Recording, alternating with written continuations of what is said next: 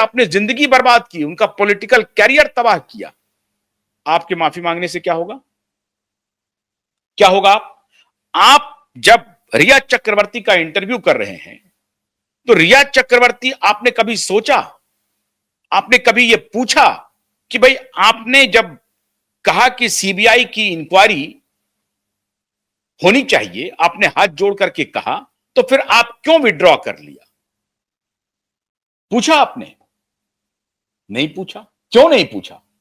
यह धूर्तता है या नहीं है? यह क्या बतलाता है? यह बतलाता है कि आप एजेंडे के तहत काम कर रहे थे। और इन्हीं के अभी जहां पर ये नौकरी कर रहे हैं, कंसल्टिंग एडिटर हैं, उनके एक संबंधी का एक ऑर्गेनाइजेशन है न्यूज लॉन्ड्री, और वो न्यूज लॉन्ड्री के ही एक रिपोर्टर को रोहन रॉय ने इंटरव्यू दिया। ये जहां पर अभी कार्यरत हैं कंसल्टिंग एडिटर के रूप में, उनके बहन ने शुरू किया एक वेबसाइट जिसका नाम है न्यूज लॉन्ड्री। अब अभी वो उसमें है या नहीं है मुझे नहीं मालूम, लेकिन शुरुआत उन्होंने की। उसी न्यूज लॉन्ड्री के रिपोर्टर को रोहन राय ने इंटरव्यू किया। ये संयोग देखिए, रोहन राय ने कभी किसी मीडिया हाउस को इंटरव्यू नहीं दिया। मैंने फोन किया तो रोहन राय भागता रहा। फोन पर पहली बार हेलो कहा, उसके बाद जैसे ही मेरी आवाज उसने सुनी, उसने फोन ही ऑफ कर लिया। लेकिन न्यूज लॉन्ड्री को इंटरव्यू देने के लिए चला गया। अगर रोहन रॉय सच्चा है तो क्यूबाइब नेटवर्क को इंटरव्यू देता, हमारे सवालों से दो चार होता, नहीं हुआ। अब ये प्रयोग देख रहे हैं, ये टाइमलाइन देख रहे हैं, ये संबंध देख रहे हैं। जहां ये कंसल्टिंग एडिटर हैं, उनके रिलेटिव की न्यूज लॉन्ड्री है, न्यूज लॉन्ड्री पर रोहन रॉय आ रहे हैं, और यहां से ये रिया चक्रवर्ती का इंटरव्यू करने जा रहे हैं। ये वही सज्जन हैं जो बार बार माफी मांग रहे हैं। एक बार नहीं, दो बार तो इन्होंने कोर्ट में माफी मांगी।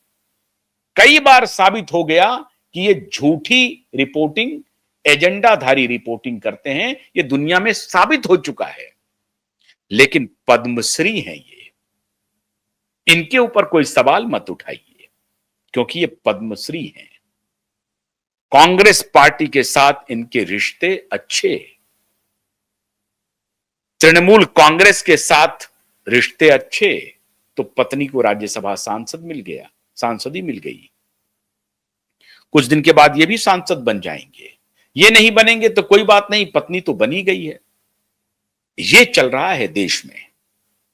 ऐसे इन लोगों को रिवार्ड मिलता है और ये सोचते हैं कि ये न्याय का ध्वज थामे हुए हैं, ये पत्रकारिता का ध्वज थामे हुए हैं, ये सत्य का ध्वज थामे हुए हैं। ये पत्रकारिता का ध्वज नहीं थामे हैं, ये सत्य का ध्वज नहीं थामे हैं, ये असत्य का ध्वज थामे हैं और पत्रकारिता को तबाह करने की सुपारी ली है इन्होंने। और ऐसे पत्रकार जो इनके ऊपर सवाल खड़ा करे, उसी को डिसलॉज कर दो।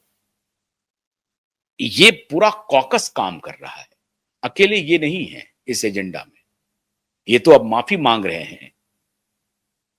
और रिया चक्रवर्ती के मामले पर भी इन्होंने सत्यमेव जयते शुरू कर दिया, क्योंकि सीबीआई ने लिख दिया। और जिस पॉडकास्ट का मैं अभी जिक्र कर रहा हूं, उस पॉडकास्ट करने वाले ने खुद ही एक चैनल पे आके कह दिया कि सुप्रीम कोर्ट ने आपको क्लीन चिट दे दिया। इस मीडिया को समझिए, मीडिया को धैर्य नहीं है कि थोड़ा इंतजार कर लें। सीबीआई ने क्लीन चिट नहीं दिया है, सीबीआई ने अपना रिपोर्ट फाइल किया है, उस पर अभी सुनवाई होगी, उसके बाद अदालत किसी को क्लीन चिट देगी। सीबीआई अपनी फाइंडिंग्स देगी, फाइंडिंग उसकी गलत भी हो सकती है और गलत ही होगी, यह भी देख लीजिएगा, क्योंकि दिशा केस में मामला अभी उल्टा पड़ा हुआ है, तो दिशा केस से खुलना ही खुलना है। तो ऐसे पत्रकार जो लगातार आपको गुमराह करते हैं, झूठी खबर बतलाते हैं, ब्रांडिंग करते हैं किसी की और किसी को गिराते हैं, इस पत्रकार ने कभी यह नहीं सोचा कि एक बार भी सतीश सालियान से बात कर लें। इस पत्रकार ने कभी नहीं सोचा। इस पत्रकार ने कभी यह नहीं सोचा कि एक बार भी आदित्य ठाकरे को बुला करके साफ साफ पूछें कि आदित्य ठाकरे, आपका जो मोबाइल टावर लोकेशन है वो क्यों नहीं आप बताते हैं।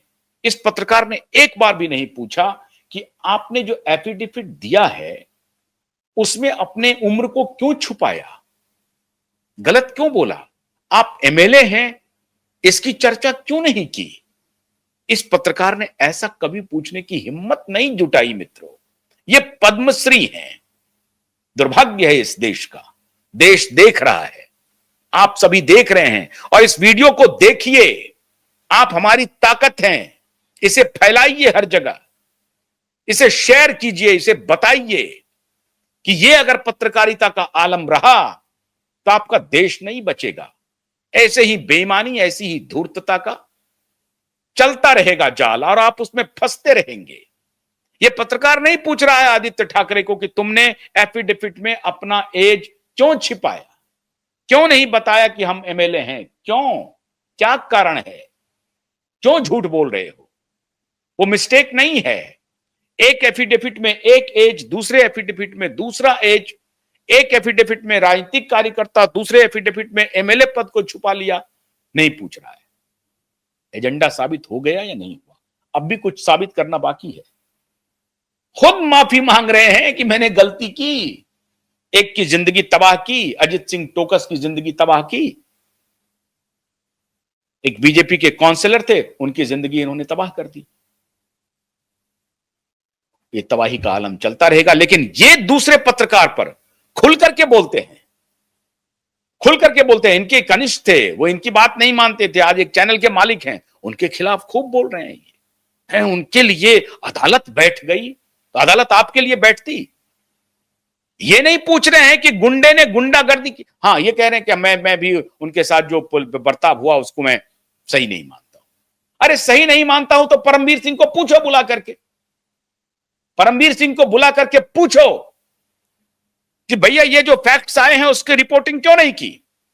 हमने जिस दिन ब्रेक किया खबर को कि ये है दिशा की तस्वीर, इस पर रिपोर्टिंग क्यों नहीं की राजदीप सरदेसाई ने, क्यों नहीं एंकरिंग की, क्यों नहीं परमवीर सिंह को बुलाया, क्यों नहीं सतीश साल्यान को बुलाया? राजदीप सरदेसाई ने नहीं बुलाया। जिसके बारे में कह रहे हैं अर्नब ने, मेरे कहने के बाद अर्नब ने बुलाया, सतीश साल्यान को भी बुलाया, परमवीर सिंह को बुला करके पूछे। पद्मश्री पत्रकार, पद्मश्री पत्रकार परमवीर सिंह को बुला करके नहीं पूछेगा कि भाई ये सुसाइड की जो ये खबर आ रही है इस पे एफआईआर क्यों नहीं हो रहा है? ये तो कानून कहता है कि अगर उसके माता पिता या परिजन में से कोई अगर पीड़िता के आकर के कंप्लेन करना चाहते हैं तो कंप्लेन होना चाहिए, कानून कहता है। हो क्यों नहीं रहा है भाई? उस वक्त तो चलिए, आप तो देवेंद्र फडणवीस की सरकार है, आप तो परंपरागत रूप से भाजपा के विरोधी हैं, तो देवेंद्र फडणवीस से पूछिए बुला करके कि आप एफआईआर क्यों नहीं कर रहे हैं? दिलचस्पी नहीं है। ये कहां से आएगा? दिलचस्पी नहीं है। मान लो, बस इधर से लो उधर से लो, डीलिंग कर लो। इन्होंने मुकेश अंबानी से डील की अपने चैनल की 4000 करोड़ में। ईटीवी नेटवर्क को खरीदा, कुछ दिन चलाया और उसके बाद 4000 करोड़ में ईटीवी एबीएन 7 को चलाया। फिर वो ईटीवी नेटवर्क के साथ डील कराया, उसको खरीदा और अब लगा कि भाई अब हम इसको अब चलाएंगे, हम वहां बने रहेंगे। मुकेश अंबानी समझ गए ऐसा कि ये खेल करना चाहते हैं। डील में पैसा भी बना लिया मालिक के साथ मिलकर के और यहां बने भी रहना चाहते हैं। कुछ दिन तक तो चलाए, उसके बाद इनको बाहर का रास्ता दिखा दिया। ऐसे लोगों से सावधान रहने की जरूरत है। ये मीडिया के ध्वजवाहक नहीं हो सकते हैं। आपको अपना ध्वज तैयार करना पड़ेगा। ऐसे लोगों की तलाश करनी पड़ेगी, उन्हें ढूंढना पड़ेगा जो मीडिया के लिए मरने मारने पर उतारू हों, मीडिया की रक्षा के लिए, सत्य की रक्षा के लिए, न्याय की रक्षा के लिए। ऐसे लोग मीडिया की रक्षा नहीं कर सकते। अभी तो इनका माफी मांगने का सिलसिला शुरू हुआ है दिशा और सुशांत के केस में, और माफी मांगेंगे, चिंता मत कीजिए। बहुत बहुत शुक्रिया, नमस्कार।